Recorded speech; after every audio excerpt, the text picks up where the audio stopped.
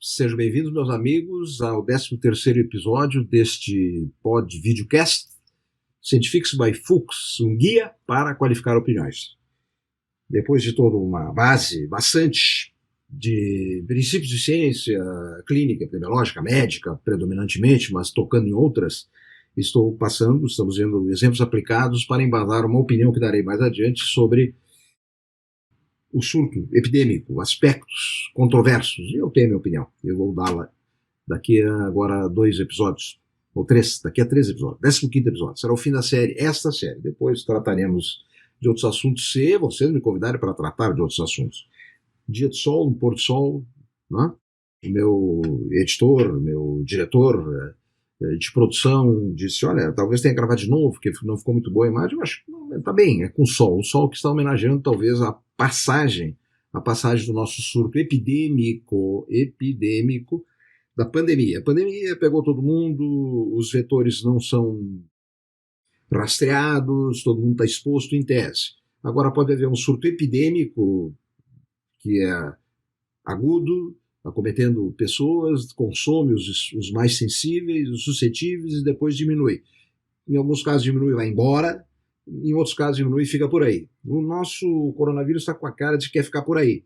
Mas nós vamos dar um jeito deles com as vacinas, impedindo, e aí sim, acabamos com eles, nós criarmos uma unidade de uma proporção da população, porque ele não vai ter para onde girar, né? Ele vai morrer. Aí terminou a vida dele, ele vai discutir lá com logo antes de morrer, um seminário de que se deu certo a experiência deles de acometer e assustar toda uma humanidade de bilhões de pessoas, certo? Mas mesmo que ele chegue a brilhantes conclusões, depois de mortos, deu para eles. Espero que eles não deixem memórias para os parentes deles virem aí de novo com outra situação.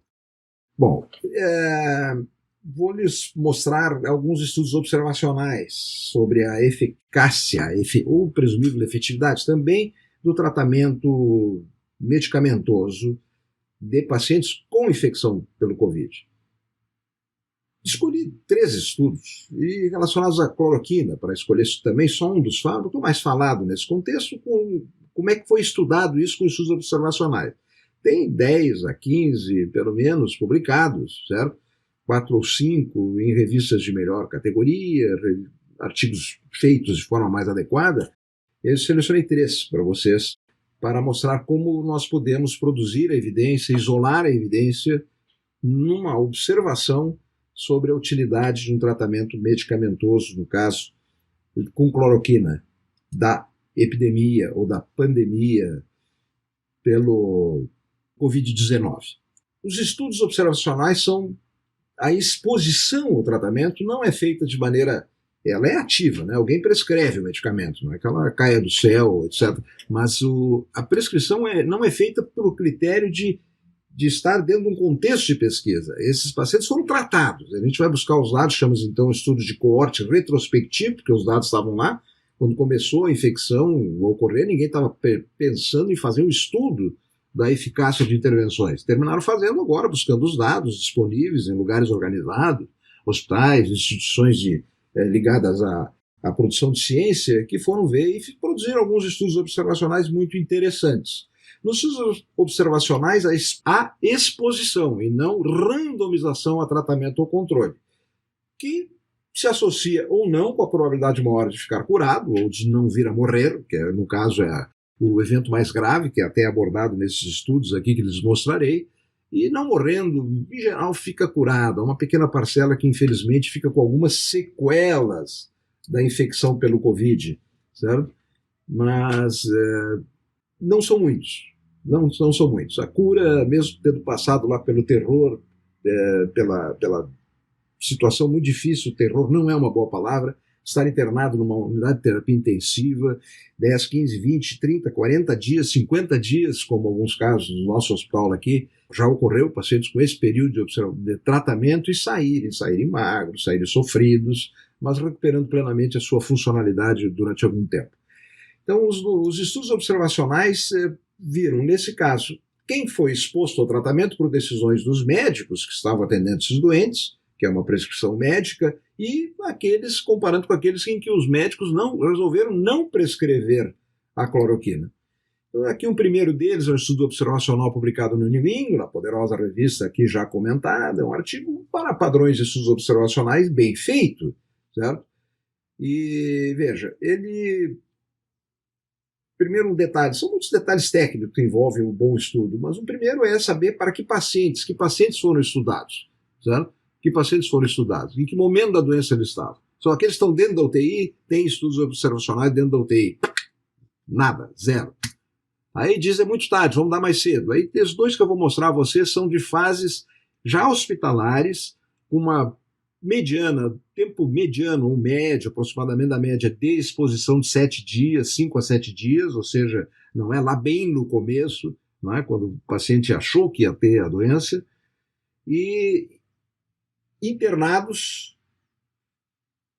vivos, saudáveis ainda, mas com alguns indicadores de gravidade, tomaram ou não cloroquina.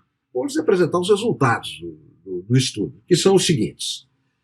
Veja, é um tamanho bem bom de amostra nesse estudo. E, veja, 811 num grupo, aqui na tabela, né, 811 num grupo, dos quais 32% vieram para o desfecho, que é outra coisa importante do estudo, o desfecho, medido nesse estudo que está aqui, intubação ou morte. Ok? 32% nos tratados com hidroxicloroquina e 14,9% nos não tratados com hidroxicloroquina, promovendo um risco de 2,37 vezes maior probabilidade de vir a ser entubado ou falecer tratados com cloroquina. Puxa, então, se fosse para o plano político, pronto, a cloroquina aumenta a mortalidade. Mas esse estudo tem o cuidado de verificar que os pacientes que receberam cloroquina eram pacientes de maior gravidade. Então entra a famosa, já aqui, a famosa aqui no meu podcast, porque eu acho que é o terceiro que entra uma tabela multivariada, eu estou feliz da vida mostrando essa equação, não é uma tabela, uma equação multivariada que eu não consigo mostrar para os estudantes mais que uma vez, quando eu estou explicando na metade da explicação, na primeira vez, a metade já saiu porta fora, só não sai porque eu não deixo, mas vocês estão entendendo que isso é importante. Aqui tem hidroxicloroquina, um dos termos da equação, certo? Um dos termos da equação que é morrer ou não morrer, ok? 0 ou 1. Morreu ou foi entubado, é explicado pelo uso de cloroquina, o X1, mas também por uma série de outras variáveis que a gente chama prognósticas, que podem influenciar, enviesar o efeito da cloroquina, como aí idade, índice de massa corporal, doenças prévias, parâmetros de laboratório, gravidade da doença, tabagismo, grupo étnico, é um estudo americano, onde isso fica mais facilmente definível, tipo de seguro médico e uso de outras medicações, certo? Então, os autores do trabalho, naquela tabela que eu mostrei a vocês, né, já tem embaixo aqui, como destacado, os resultados da análise multivariada, depois de controlar para aqueles indicadores, e também uma outra análise que é a escória de propensão a vir a ter aqueles desfechos, mas vamos deixar de fora aqui, mas pela análise multivariada, por aquela equação que eu mostrei a vocês, o risco de 2,37 de vir a falecer desaparece, mas não vira para o outro lado. Então, se os pacientes eram muito graves, eles não foram transformados em menos graves com a cloroquina. Com o ajuste para aquelas variáveis, a cloroquina não teve efeito nesse estudo na ocorrência dos desfechos aí considerados para análise feita pelos nossos autores, ok? Então, esse é um exemplo de um estudo observacional, bem feito, mas observacional. Com as limitações já comentadas anteriormente, eu vou detalhá-las quando falarmos nos ensaios clínicos aqui já existentes com tratamento com cloroquina. O segundo estudo que eu quero mostrar a vocês, está aqui a página dele, numa revista de menor hierarquia, aliás, de bem menor hierarquia, International Journal of Infectious Disease. Mas a turma que faz é uma turma da meio dos Estados Unidos também, né? Os Estados Unidos qualifica em geral, ser americano, europeu, etc. Fontes são geralmente, não quer dizer que não sejam feitas coisas ruins ou de mau gosto, ou tecnicamente inadequadas, suficientes lá também. Mas a probabilidade de ser alguma coisa bem feita para o modelo é maior. Então esse é um estudo também que testa a hidroxicloroquina com azitromicina ou sozinha em pacientes hospitalizados com Covid. A gravidade dos doentes é até um pouquinho maior nessas, mas o tempo de exposição, e foi feito lá em Detroit, financiado por uma muito conhecida fundação, Então, é um estudo que também foi feito, o que podia ser feito, o estudo observacional foi feito. Eu trouxe aqui porque esse é um estudo que os defensores andam com esse estudo por aí. Olha a evidência! Vocês já aprenderam comigo aqui, quem precisou aprender alguma coisa comigo, não está aqui só para ouvir algumas piadas, que os estudos observacionais não demonstram uma tese, eles geram novas hipóteses para serem investigadas.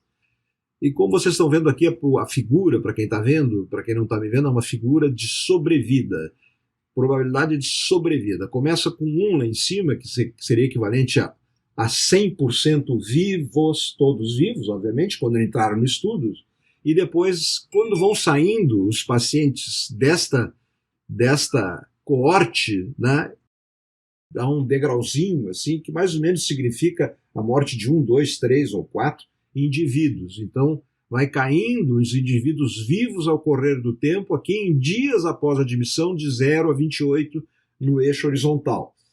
E demonstra-se graficamente aqui que aqueles que usaram, e essa é uma figura já com análise multivariada, certo?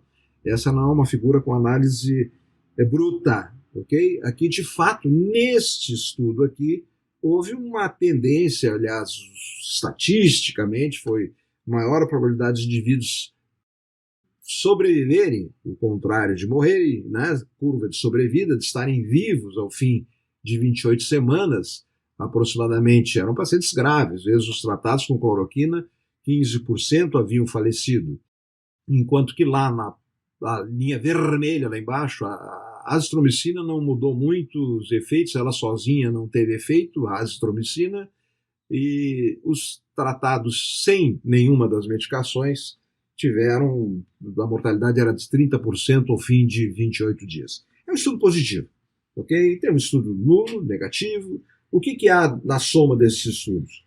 Há uma soma, uma preponderância de estudos com resultados nulos. Os estudos também mostram que os tais efeitos adversos da cloroquina, conhecidos, eu conheço há muito tempo, como professor de farmacologia, dou aula de antimaláricos, escrevi nos meus livros textos, já em 1992, na primeira edição, mas dava aula muito antes disso. Então, a cloroquina é muito bem conhecida também pelos seus usos em doenças reumáticas. Ela, de fato, aumenta o tal do QT, o QTC, lá, e isso é, em tese, um indicador de propensão a ter uma arritmia cardíaca, ok? Não há nenhuma evidência em uso de longo prazo, em pacientes reumáticos, em pacientes com malária, que usam agudamente, e são pessoas de resto saudáveis, que isso tenha se constituído num problema. Nesses estudos observacionais como um todo, aparece uma maior incidência de eventos adversos, mas em nenhum deles aparece com cloroquina, mas em nenhum deles, pacientes mais graves, onde esses efeitos sobre a eletricidade cardíaca poderiam ser piores, né, atividade elétrica do coração, mas não houve evidência de mortalidade aumentada por arritmias graves. Tranquiliza um pouco, mas não é a questão aqui. A questão é saber se funciona ou não funciona. Então, nessa altura do jogo, nós teríamos que acumular mais estudos observacionais, e aí eles tragam um outro, o terceiro de hoje, que é o maior de todos, 100 mil, se não me engano, pacientes estudados. Foi feito com uma base de dados de um esforço cooperativo liderado aqui pelo segundo autor do trabalho, Sapan Desai, mas acompanhado de ilustres pesquisadores de uma universidade que eu prezo muito, no hospital que eu prezo muito, estive lá me treinando, que já falei talvez aqui, Boston, do Brigham, do sistema de Harvard, de escolas de hospitais, e pessoas sérias, até um deles pelo menos eu conheci, que publicam bastante, são líderes da pesquisa mundial. No entanto, eles publicaram esse trabalho e a conclusão dos autores, para não entrar nos trabalhos pelos motivos que nós vamos ver em seguida, nos detalhes do trabalho, nas tabelas, a conclusão é essa, que qualquer uma das drogas avaliadas associou-se com uma diminuição da probabilidade de morrer e um aumento e um risco aumentado de arritmias ventriculares, que aqui eu comentei há pouco, que poderia ser um efeito adverso de cloroquina. Esse estudo ficou famoso e então, todo mundo já ouviu falar dele. Por quê? Porque o segundo autor aí, que era o pai do banco de dados, era o líder disso.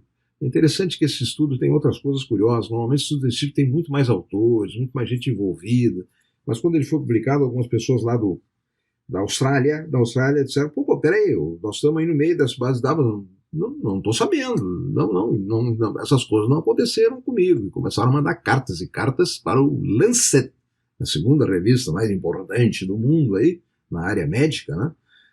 Lancet, cartas, e aí foram ver, etc., e questionaram os autores, e o fim da história é o seguinte: o estudo foi retirado da literatura. Não foram os dados ali presentes, não puderam ser confirmados pelos autores, certo? E o colega deles, o colaborador, tá no grupo, não lhes deu também garantia. Não, aparentemente não significa que todos tenha havido fraude. Os autores ilustres de Harvard escreveram cartas dizendo que eles também foram traídos pelos dados que eles acharam serem confiáveis, mas que de fato não eram, e reconhecem o erro da publicação. Bom, já lá atrás lhes falei, é a ciência, vejam só, a ciência, que o Fux aí diz que é a maravilha curativa para a nossa existência civilizatória, e errou. Não errou a ciência, né? Erraram os homens. Vamos fazer qualquer coisa zero, por má fé ou por insuficiência técnica, no caso, e aqui, por, digamos assim, vamos chamar de uma insuficiência de auditoria de dados. Né? Acreditou-se que dados fossem mais sérios do que eram. Né? Bom, meus amigos, esse foi o episódio, então, que revisei exemplo aí de estudos observacionais com cloroquina, hidroxicloroquina. Existe um debate também se a cloroquina seria mais eficaz ou menos eficaz. Eu, pelo que sei e tenho, digamos assim, como disse esses dias aí, atenção, todos os cientistas que dizem assim, eu sei isso, por aquilo. Mas, tira daqui da cadernetinha um papelzinho assim, mas posso estar errado. Ok? Pelo que sei, mas posso estar errado. Hidroxicloroquina em doses, em doses equivalentes tem o mesmo efeito. A hidroxicloroquina é usada predominantemente no manejo das doenças reumáticas, mais disponível nos hospitais de primeiro mundo, e a cloroquina é produzida em grande volume no Brasil, em países onde a malária é endêmica, ok? E tem esquemas de administração equivalentes. Bom, resta-nos ir para o último bloco de informações técnicas aplicados ao surto epidêmico, que farei no próximo episódio, avaliando alguns estudos também demonstrativos dos ensaios clínicos randomizados. E, de novo, ali privilegiarei os resultados dos estudos que avaliaram cloroquina e ainda alguma coisa que há por vir, para, enfim, nos 2 episódios finais, encaminhar esta série. Cientifique-se by Fuchs. Espero que tenham se cientificado. Uso o tempinho aqui para vocês, para...